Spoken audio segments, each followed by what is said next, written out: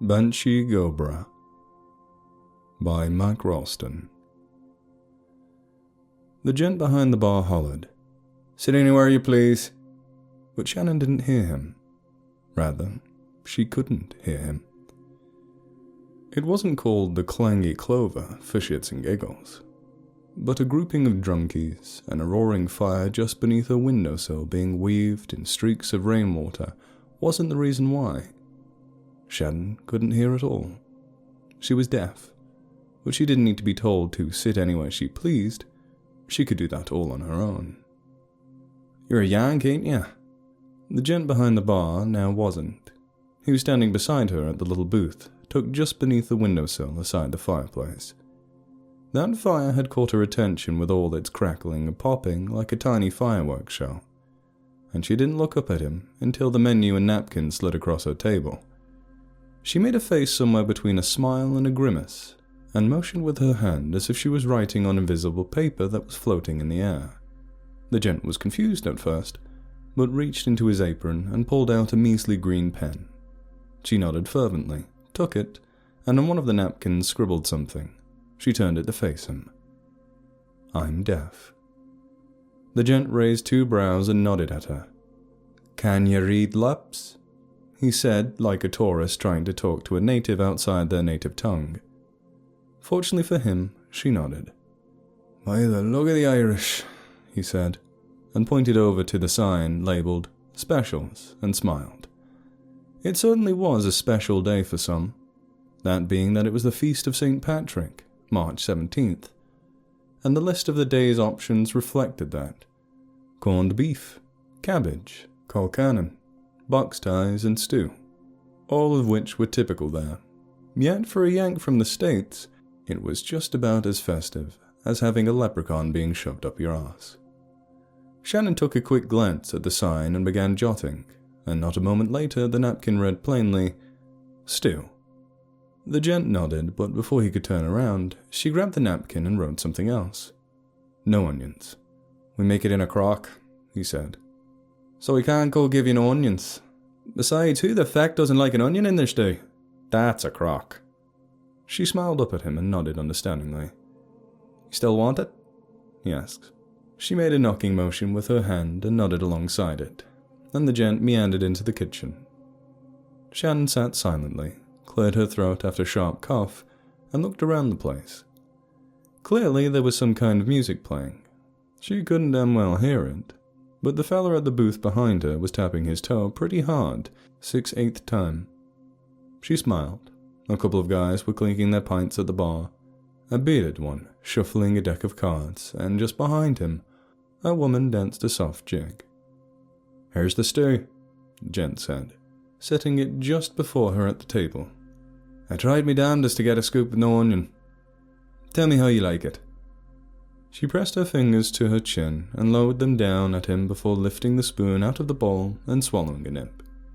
It was nice and warm, much like the place she had found herself in on such a cold, wintry night, and it was rather heavy on the potatoes, yet obviously she expected as much. She grabbed the pen and napkin and wrote again. "It's good. I thought you'd like it," the gent smiled, flashing a set of yellow teeth. "It's me mammy's recipe." He was about to go on when a single shrill wail from just beyond the rain-patted window brought him to silence. It was almost so faint that he couldn't hear it, but when the same scream, still muffled by the glass but clearly closer now, rang through the joint yet again, he froze. And though he could peer out into the night, he couldn't see anything. Shannon continued to look up at him with bewilderment and lifted both her hands from her chest. The single silver spoon dangling from between her thumb and fingers felt like a cigar. He looked from beyond the window back down to her, but couldn't speak.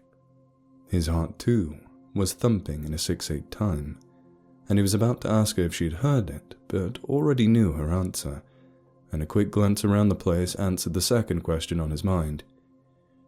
It's me mammy's recipe," he finished, spitting it out like the plague.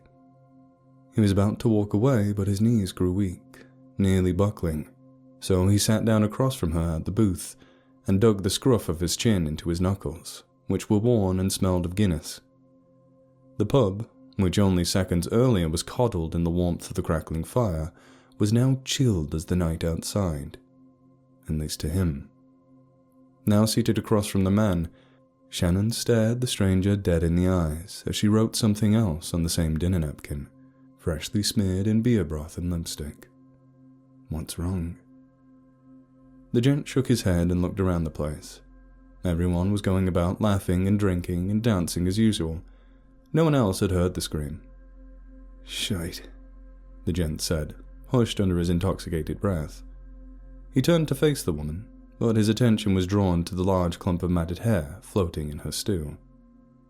Something beneath it was bubbling, and the once gravy-brown color of the broth was now a deep red that reeked like rusted metal. He was about to gag just as the hair began to sink back into the contents of the bowl. And that's when the ghastly white face of a woman emerged from the bubbling broth, her mouth wide and filled with the same gurgling suds. She was screaming. The gent was too. From around the pub, several glances were made in the man's direction. However, considering the occasion and the reputation of such a place as the Clangy Clover, a bit of hollering wasn't going to surprise anyone, aside from maybe a couple of tourists dressed in all green and sticking out like a sore thumb in the opposite corner. Men had been killed for wearing such a shade. Another glance down at the bowl and the face was gone, replaced once again with the woman's stew, still steaming. The woman, who he'd later come to know as Shannon, hadn't noticed the entire ordeal, though her face was flushed of all of its once inviting warm color, as if she had. She was staring out through the hazy window, and if Irish eyes could smile, hers were most definitely shouting. When he saw that awful expression on her face, the gent lightly grasped her shoulder, and she jolted at the touch. "Gather yourself," he said. She puffed 4 rapid breaths, coughed into her sleeve, and placed her hand over her heart until she calmed. "You alright?" She nodded and grabbed the pen. "There's someone out there." "Hey." He stared at her like he was shooting darts. She wrote. "A woman." "Was she screaming?" he asked. Shannon swallowed and left the pen again, more hesitantly than before. "I don't know." "Why?" She didn't have a head. The gent combed his scraggly grey hair with his hands, which were now trembling. He reached into his apron pocket again, the same one that housed the little green pen, and pulled out a small bottle of Jameson. He chugged it. Meanwhile, as he did, the woman reached for her spoon. She had well lost her appetite, but she supposed that there was some sort of comfort to be found in a hot meal. "Don't," the man said. She couldn't hear him, so he waved his hand at her, and when they locked eyes, he said again, "Don't." She grabbed the napkin. "Why?" "Onion," he croaked, and for a second was relieved by the sound of his own laughter, until it turned into a fit of coughing. She wasn't laughing, though, and again she lifted the napkin. "Why?" The gent sighed. "Why are you here?" Shannon stared at him silently and then lifted the napkin once more. This time, she held it up for longer. "I can read," the man said. "I'll answer that when you answer me. Why are you here?" She took the napkin and, still looking at him, scribbled something. "Looking for someone." The gent attempted to suck whatever he could from the empty Jameson bottle, and was only met with the fumes of a liquor ghost. "Who?" "Family." "You've got family in the Emerald Isle? Your clan?" She wrote again, this time on the back, since the front was nearly covered. "My parents." "Your parents?" he said, clearing his throat with a chuckle. "What are they doing in Ireland?" She was already answering his question, and as she wrote, she nearly choked on her own spit. She was sick, clearly, and that fair skin of hers, which he assumed was from Irish blood, might have been another telltale sign of that. "That's what I'm trying to find out." The gent nodded and pushed the ball from between them to the end of the table, glancing out at the window again. The rain had stopped, And just before he was about to sigh, a flash of lightning and the immediate crack of thunder rolled through the place. Not that it would have shut any of the drunkards up, of course. "You an orphan?" he asked. The woman nodded. "What's your Christian name?" She flipped over the napkin. "Why?" He stared at her. "I just want to know," he finally said. "Then I'll tell you what I know." Shannon. The gent bowed his head, leaned forward, and extended a still trembling hand. "Daniel O'Brien. Call me Danny." She shook it, though somewhat hesitantly, as the man tightly gripped her hand in his. After he rested his arm along the table, he sighed and stroked his chin. "You ever heard of the Banshee?" He took the pen and napkin from her and wrote down the word, Banshee. She shook her head and pointed to the word still scribbled on the sheet, just below his. "Why?" "'Cause you feckin' asked," he chuckled, though his voice was robbed of any joy, and again the laughter ended in a harsh swell of hacking. Shannon nodded her head, and he continued. "The Banshee is an Irish spirit. Me mammy told me the legend when I was a wee little one. She said the Banshee's scream, if you heard it, meant one of your clan was going to die." Shannon squinted, but didn't do anything but sit there. She didn't need to write anything. Her face said it all. "I know," Danny said. "I know, stop looking at me like that." Shannon blinked, only once. Danny sighed. Then he laughed. It was a hoarse laugh. "I might be a wee bit drunk," he said through parted lips, "but I'm not that drunk." There was silence between the two of them again, and now it was Shannon who was staring darts into the eyes of Danny. They were reddened eyes, strained, dilated, and bulging with tired veins.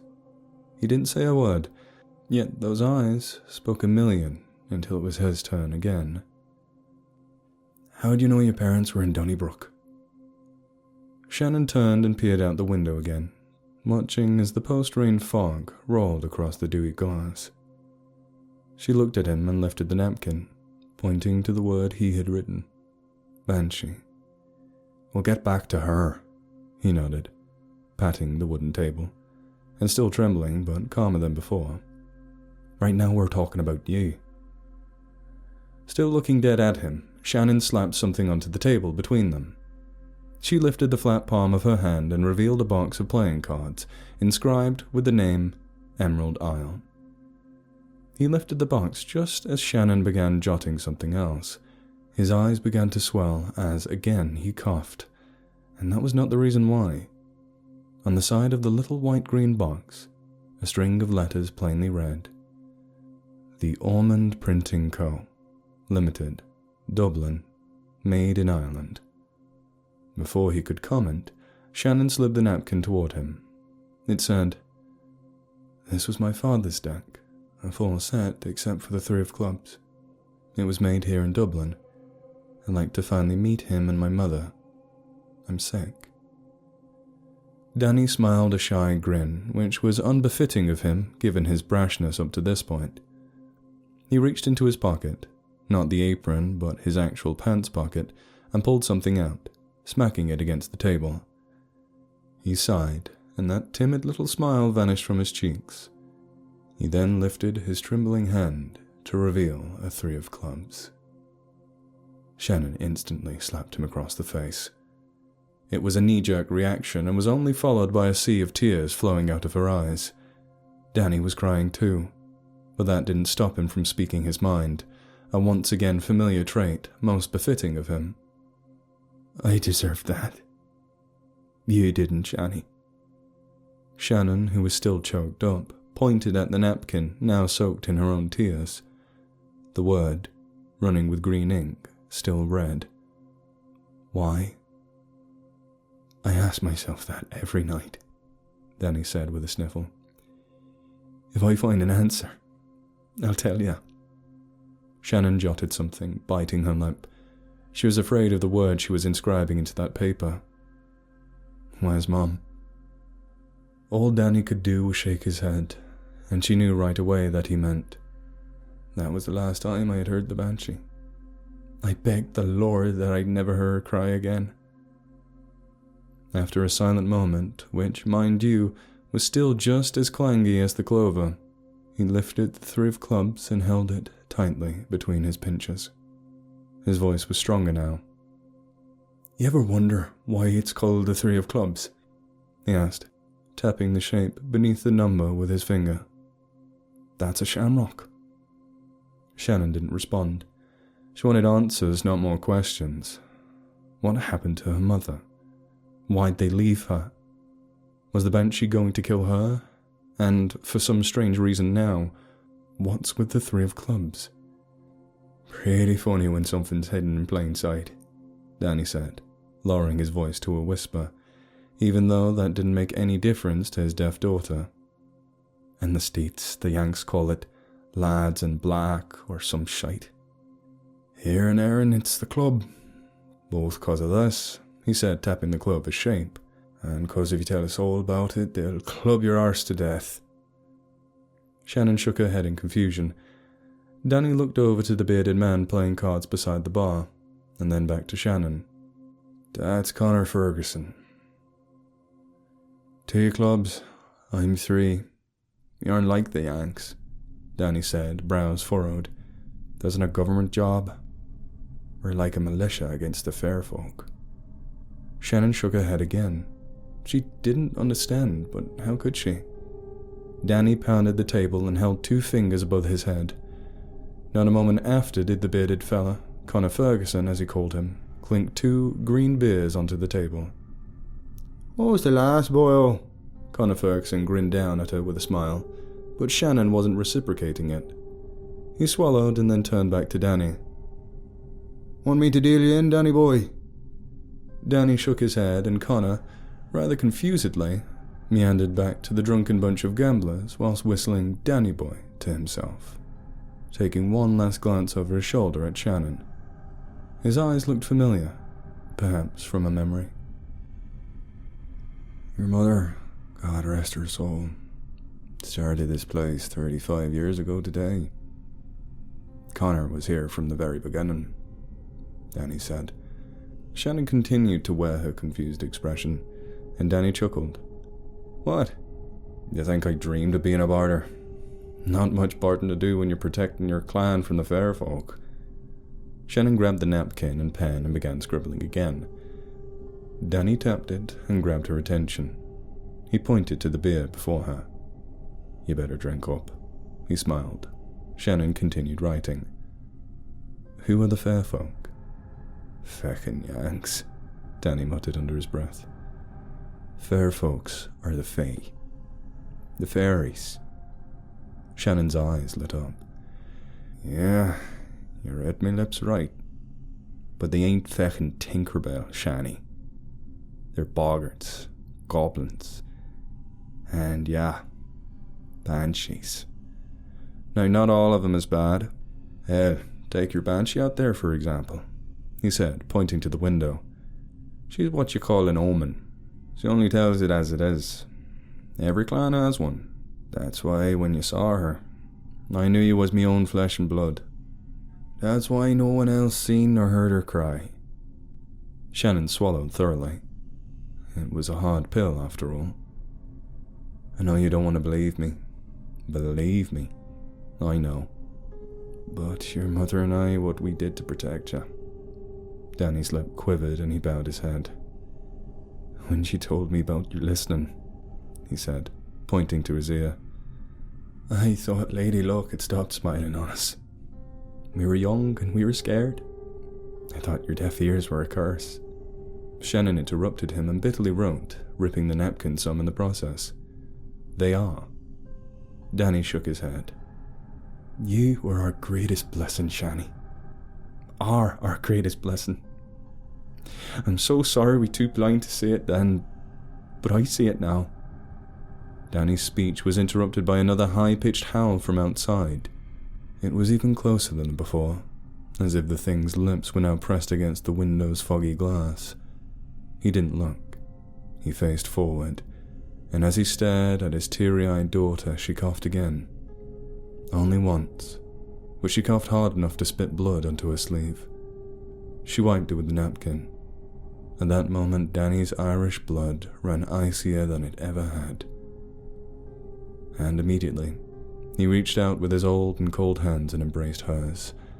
They were cold too, but full of life. "Is it bad?" he asked.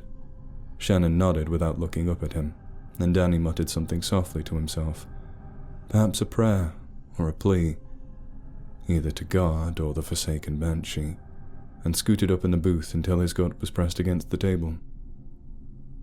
"And this was the first time you seen her? The Banshee?" Shannon bobbed her head, and Danny's lips parted into a smile. But now there was joy in his demeanor. "I remember when you was 3, he said, his eyes glowing like emeralds. "It was the last week we'd seen you, and all you wanted was a unicorn." "Your mother told you that there was no such thing," he said, reaching into his other pants pocket. "Well, she was talking a load of blarney." Danny lifted his hand and placed a large golden horseshoe smack dab between them on the table. Shannon stared down at it with bewildered eyes. "I got this from Scotland. I carried it around with me as a sign of good luck. But it was always meant for you, Shani." Shannon lifted her watery eyes. It was heavy, and it glimmered louder than the fire. Before she could thank him, Danny had placed another trinket onto the table. "This is me die," he said, lifting his finger and nudging a tiny white cube, dotted with 6 black dots on top of it, towards his daughter. "It was with that die that I won your mother," he smiled, shrugging. "Well, not one, but, well, you know, we're both playing craps for shy, and I tell her, 'Let's go,' and we did. And that's how you came along." Shannon nodded and picked up the die, rolling it around in the fingers of her hand, holding up the golden horseshoe with the other. Danny, who had grown more somber within an instant, held out his final charm.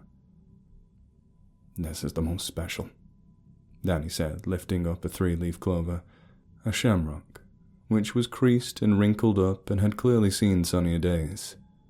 "Most fucking idiots would tell you 4-leaf clovers are the lucky ones, but they're wrong, Shani." He held out the tiny green plant and pointed to one of its droopy petals. "Father, Son, Holy Ghost," he said, extending it to her. "Patrick rid the Emerald Isle of serpents, and God's willing to keep the other devils out." Shannon took the shamrock in her palm and looked up at her father, as a single tear caressed the heat of her father's face. Danny smiled a toothy grin and, for the last time, whooped a final bellowing cough from his lungs. He glanced over to the window and noticed the glaring white face of the woman, the same one from the stew, staring back at him. But the Banshee wasn't screaming. Not anymore. Danny looked back over to his daughter, pushed the lonesome 3 of clubs towards her from his side of the table, and said, tenderly and hushed, "Good luck, Shani." And with that, he keeled over onto the table and died.